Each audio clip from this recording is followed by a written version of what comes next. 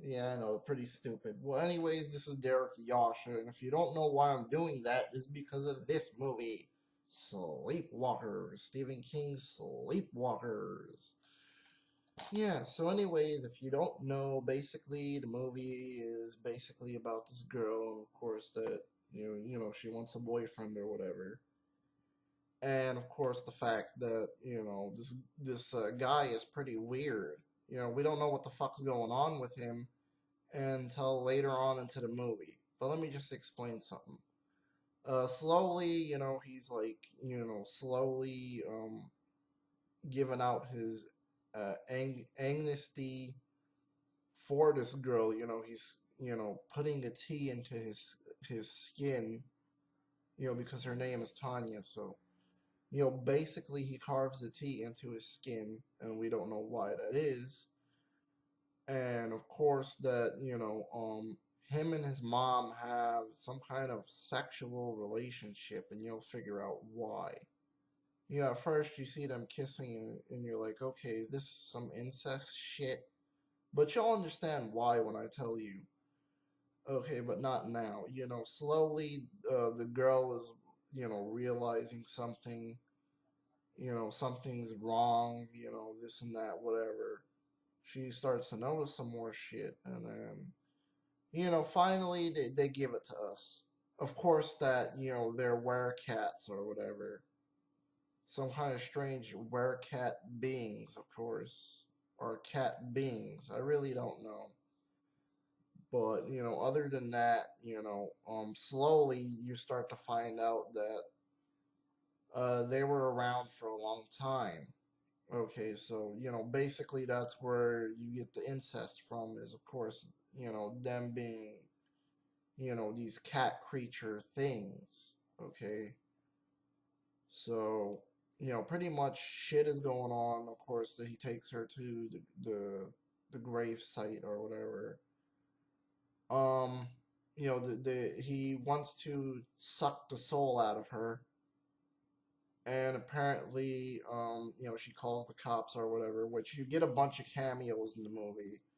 And thanks to that one girl, I realized that there's a lot of cameos in the movie. And I forgot to mention, some is no name stars in the movie.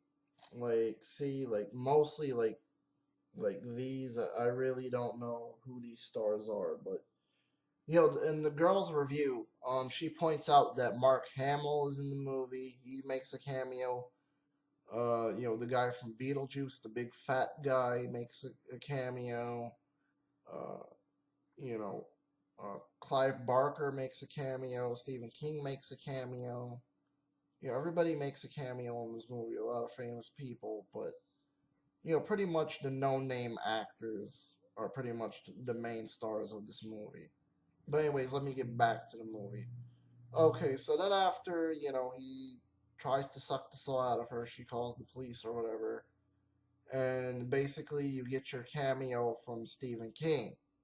Okay, saying, look, I don't know what the fuck happened in this graveyard.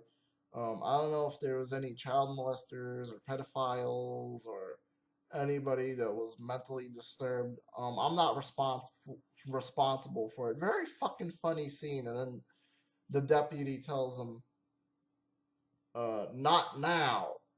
Okay, so yeah, pretty much, their weakness is the cats, of course. But, very good movie. I can't explain any more justice to this movie. It's fucking awesome, man. I know a little bit of spoilers, but so what? You're gonna still watch the movie anyways, or you probably already did watch the movie. Okay. But, yet again, my favorite character out of the whole movie was, of course, the black deputy. He was playing with his cat in the car, and he's like, "Get that motherfucker! You get that motherfucker," or some shit like that. It's been a long time since I've ever seen the movie, though. But see, I still remember that one scene in the movie, though. I still remember the one scene where Stephen King was just going around and saying a bunch of shit. But good everything about this movie. 5 out of 5. The cinematography was great. Everything was great about the movie. Even the music, which I forgot to mention the music. That music that you hear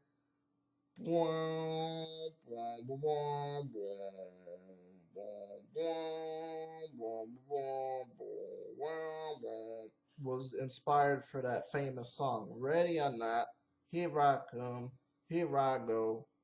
Well, I forgot who sings that song, but it was a famous black woman.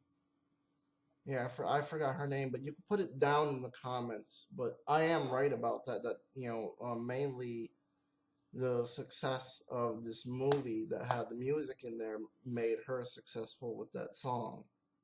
You know,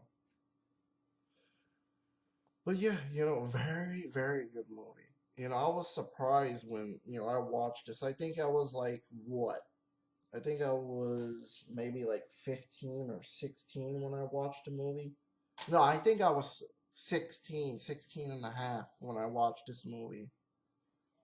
Yeah, because pretty much if you don't know, back in the day, mainly to get inside rated R movies, I would have to have a Grizzly Adams beard up to here.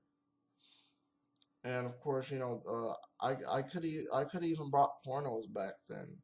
I could even brought porno or Playboy, you know. But yeah. Pretty much, that's the end of this movie review, and peace.